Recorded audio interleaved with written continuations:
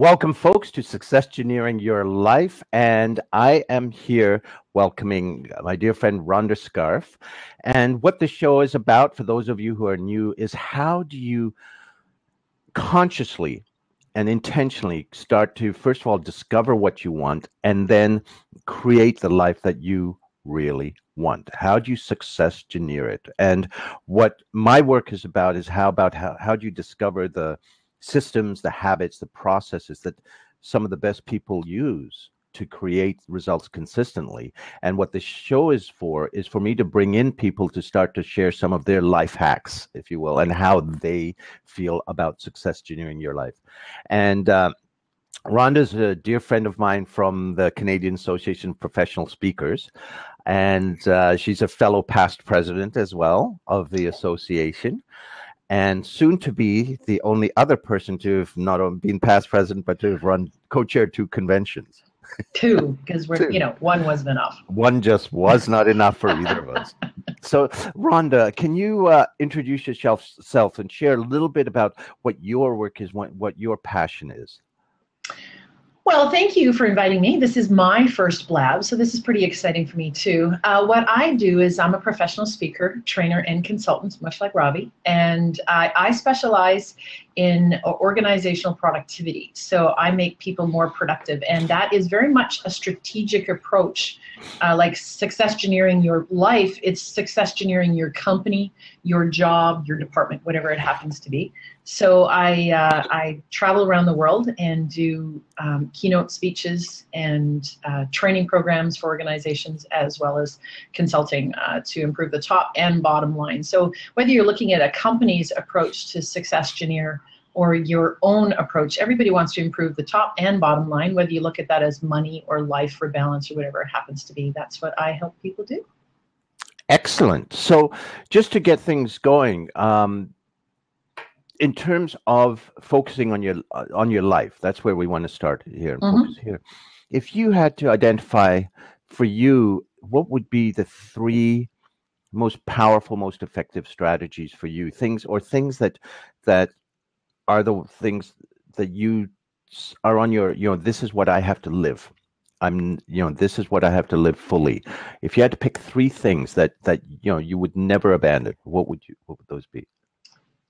Oh, wow, that's a good question. That I'd never abandon. One of them is, one of the things that I would never abandon, something that's really important to me, and of course we deviate as we go through life in different times, is I live my life so that I can live my life. And that means I want to enjoy every minute of what I do. So I plan a lot of my personal life around my professional life. So I don't want to call that balance, because we don't always get balance, but it's much more of I do what I do because I love what I do, but it gives me the ability to do all the stuff outside of work that I love to do. So for instance, as we were talking, I'm sitting in Florida, not in a typical Canadian winter. So one of the real main lines for me is to give me the lifestyle that I want. And when something doesn't fit with my lifestyle, then we're in a little bit of a disconnect. So it's one of the very leading principles for me is it's lifestyle relevant.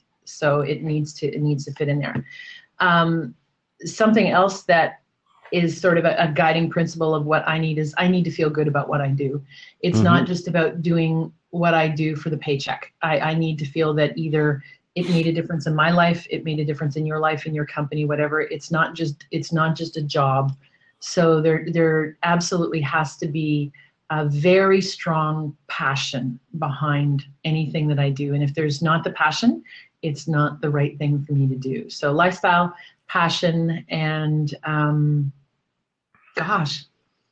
those are kind of, those are, maybe I'll think of the third one. I don't know if the third one off the top of my head, but I have to really want to do what I want to do, and it has to fit into the lifestyle that I've created for myself.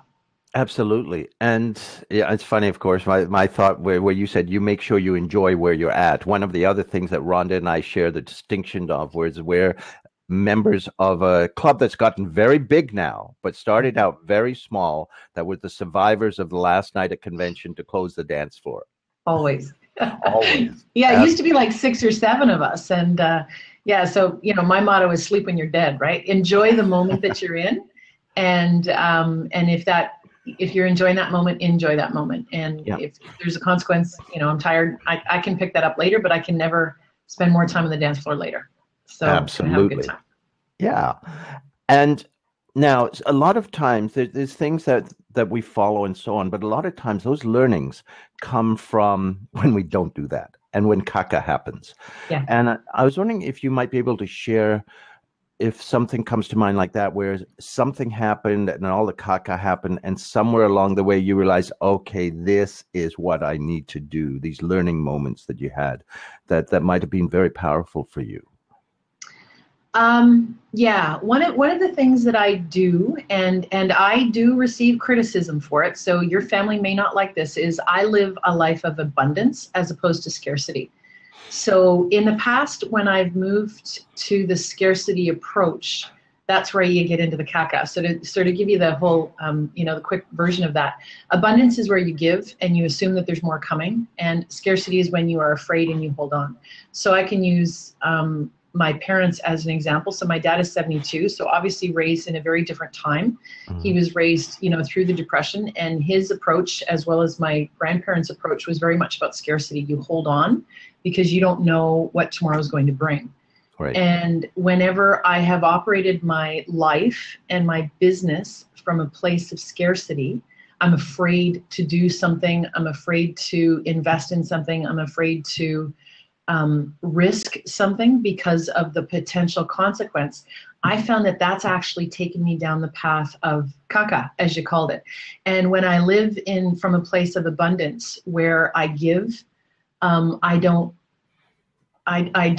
worry about, obviously everybody worries about money. I mean, I'm not going to talk about that I give all my money away. That doesn't make sense. But when I come from a place of giving and loving and enjoying where I am, then I tend to be in a much happier place. So I want to be able to live an abundant life and give of myself, give of my time, give of my talents, and give of my heart, as opposed to being afraid that someone's going to steal my content, someone's going to steal my idea, someone's going to rip me off. I just don't go through life with that negative, somebody's going to screw you over approach. I really just don't have that. And anytime I've slipped into that, I've paid the price. Yeah. That's my big caca learning moment. So, I mean, and I think one of the things that you identified really clearly is the scarcity is fear-based, and Yes. the essence of scarcity is not enough for everybody, whereas the essence of abundance is there's more than enough for everybody. More than enough. Mm-hmm.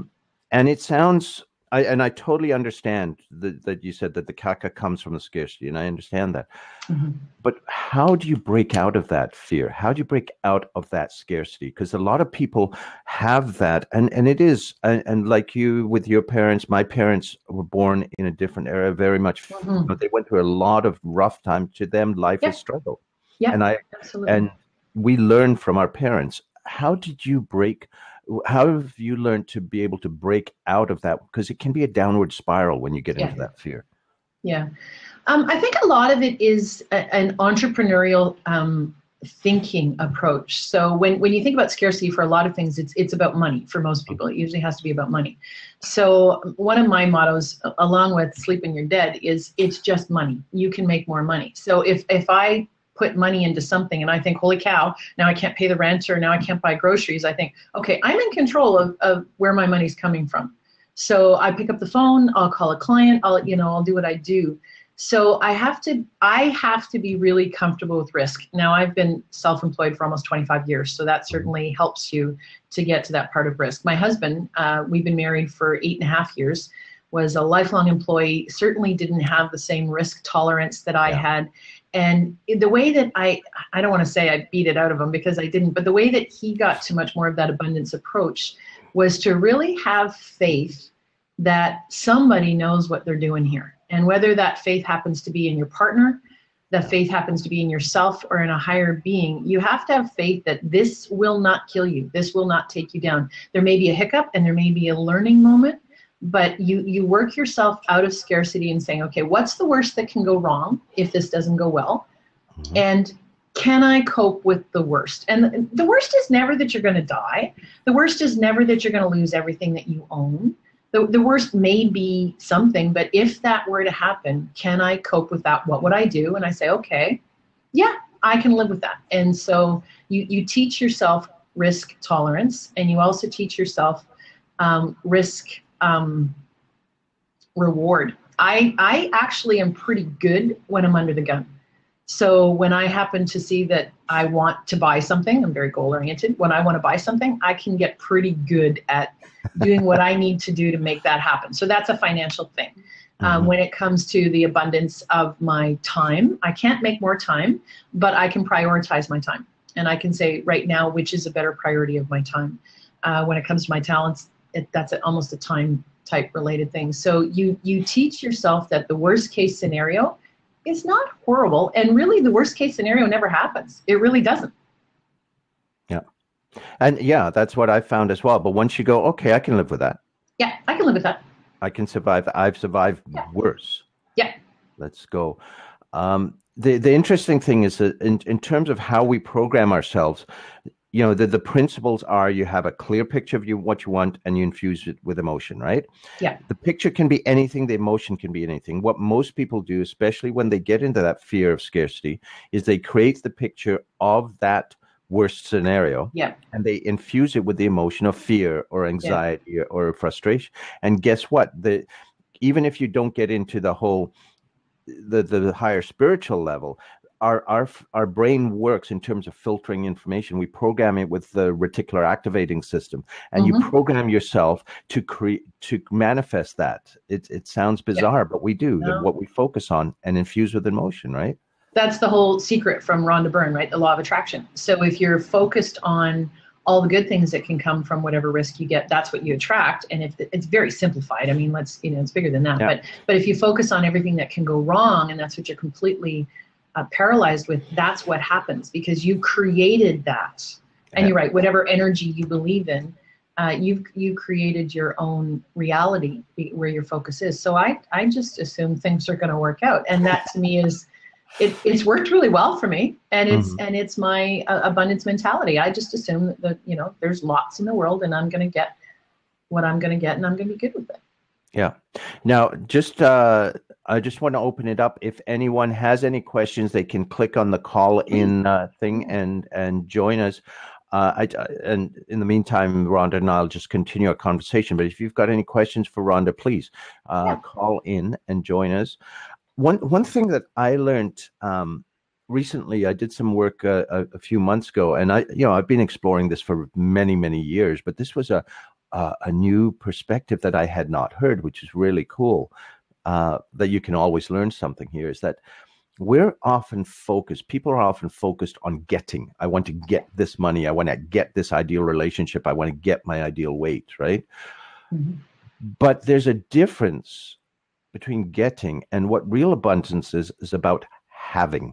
Mm-hmm. And a lot of people don't know how to have that money, how to have that relationship, how to have that weight. So it is where they operate from. What are your thoughts on that? Oh, I totally agree. You have to be happy with where you are. If you think abundance is, I want that nice car, and I want those diamonds, and I want that trip, and I want that house, and you're focused on, I'm going to focus on all the stuff I want, that's not abundance. You have to be happy with what you have, and not to always be focused on what you don't have, because as soon as you're focused on what you don't have, that's much more of a scarcity mentality. I wish I had that. I don't work hard enough. I don't make enough money. The government doesn't give me that, whatever. And then you're focused on all the negatives. So yes, there are things that I want if you want to look materialistically. But when I look around at my life, it's pretty darn good, right? So you have to be pretty happy with what you have, and then more of that comes. But if you're focused on what you don't have, it's not abundance. If you're focused on and being very happy with what you do have, you feel really good. Yeah. And then you do wind up getting more because of, I think that gratitude really allows you to see what you've got and the opportunities. Yeah. And then it doesn't become materialistic stuff either. Yeah. It's not just about a nicer watch. It's much more than that. Yeah. So the other thing just popped into my head that is kind of neat that you are here on this. A story I think you and I can share perhaps a bit more than some others. Yeah.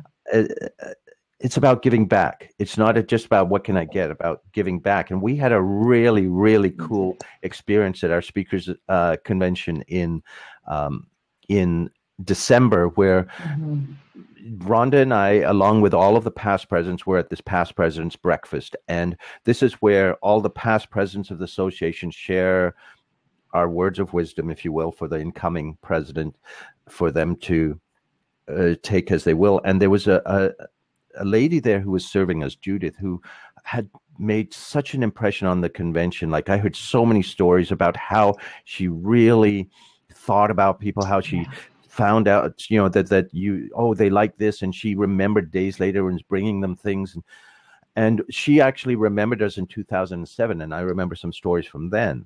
And she had talked to us about how she'd served, princes and princesses and kings and queens, and she'd never gone to a ball. And maybe you'd like to take the story from there, Rhonda. Oh, sure. So when she was serving us, Ravi had invited her to attend our banquet that night, and because she said she wasn't working, so she wasn't going to see us all dressed up, and she liked to see us all dressed up because it's a black tie event. And so Ravi said, "Why don't you come? I've got an extra ticket. Why don't you come?" And she got a little flustered, which was it was kind of cute. She said, "Oh, I'm not allowed." And then we said, "Well, what if we can get permission for you?" Well, because we're going to definitely take away any objections she has on the event. And so it came down to, she had actually never been to a black tie event where she wasn't working before. And she didn't own anything that would fit her. And she certainly wasn't in a position to race out and buy it. And so we took a collection, and we gathered a good chunk of money, and we gave it to her, no strings attached. We did go to her supervisor and ask if she chose to, would she be welcome at our ball? Would that go against any of their employee things? And he was, I think, almost as excited as she was. Yeah. He was really, really happy and said, no, she's more than welcome to go. It's a no issue. So we went up to her, presented her with the money, and said, look, if you'd like to come, I'll take you shopping. So she did agree to go. And I took her shopping for the day. And, she was pretty excited. I think we went to 5 different malls. I didn't know that there was that many in Halifax. And got to be honest, shopping is something I hate. Really? But I'm not a shopper at all. I'm not typical that way at all. No. But it was one of the best days I've ever had. It was really just a massive experience. So it was just so incredible for me. And so I was so happy to share in that. So we got her all dressed up in a beautiful outfit that she felt comfortable with. And she came to the event, and she was the belle of the ball and danced all night, and everybody took advantage of her. And her husband kept calling her, and she called him, and he kept calling her Cinderella. And so it was her Cinderella night, and it was such a rewarding experience for me. Now I think we all do. It's a very Canadian thing to give. We all have our pet charities and things like that, and I definitely give. But this gave me much more satisfaction, I think, than any other giving I've ever given in my life. It was such a joy that I felt that I was the one who was given the special night.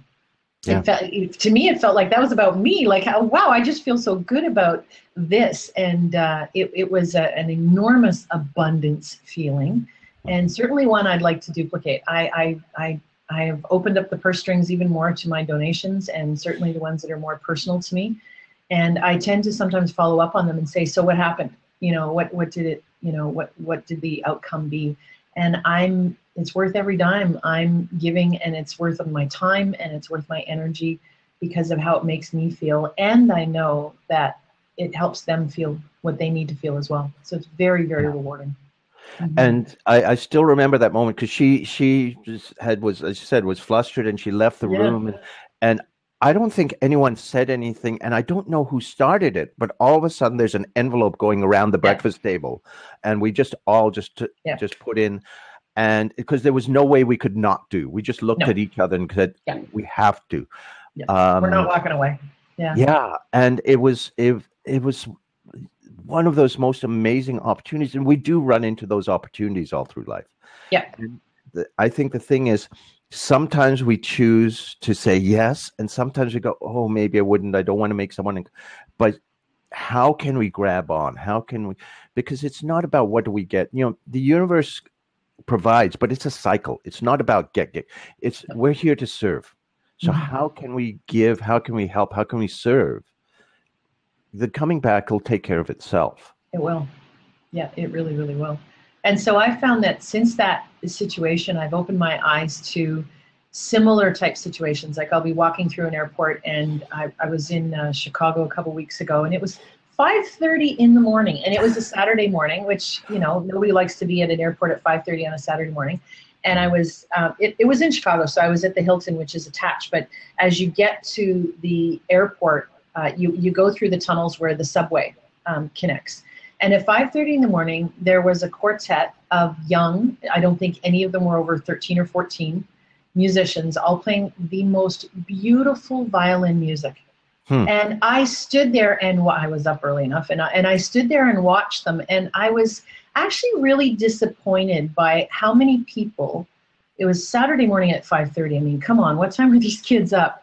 Walked by and didn't say thank you, didn't give them any money, didn't acknowledge their presence. And as I stood there, I thought, all of you people are really missing out on such a gift by just, if you don't want to give them money, that's fine, because I appreciate not everybody can do that. But to take 2 seconds and look at those kids and say, thank you. So I've found so many different opportunities since December to do that. And like I said, it's just really, really rewarding for me that I take seconds out of my life to acknowledge someone else for something they're freely doing that helps my life be better. Yeah. Well, and honestly, Rhonda, you've done that. I know through CAPS. I mean, you're not only the things we talked about, but you've been editor of the magazine we publish. You've done. You were involved with the foundation. You're. Huh? I'm a joiner. Everything. I'm a joiner. Well, that's not joiner. That's serving. No, it's because of how I feel. Honestly, it makes me feel good. Yeah. Well, and I mean, honestly, you're so deservingly a recipient of our Spirit of Caps Award, which is the Spirit of Caps, which is about giving and serving. And then here you coming up with convention again. Good Lord.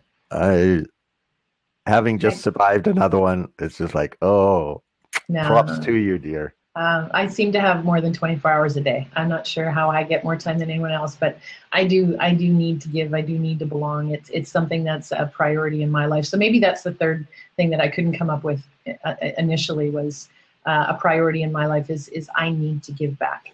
Yeah. That's awesome.